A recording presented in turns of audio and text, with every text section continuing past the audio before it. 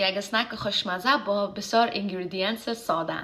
این اسنک و کسایی که پیاز خوش ندارن نیست. ما کسایی که عاشق پیاز هستن مثل مواره، این اسنک مزه‌دار ساده برای مو است. اسنک میگن آنین رینگز. میفهمم که کلتا در رستوران ها خوردین، اما این آنین رینگز که هسته متفاوت تر از رستوران ها است، چون ایره من همراه پارمژان چیز جور میکنم. ببخشید چیز نه، پنیر پارمژان. در روی یک تاوه داش پارچمنت پیپر رو خود اوار میکنیم.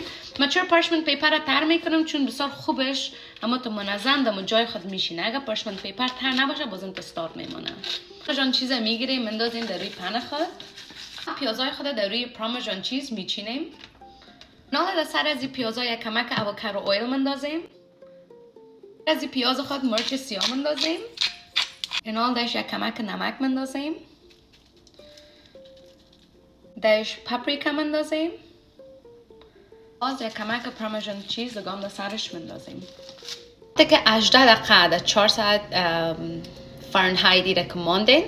باز زیر وقت از داش بیرون کشین یا چند دقیقه بارین که یک کمک یخ شوه اندر نوش جانش کنین.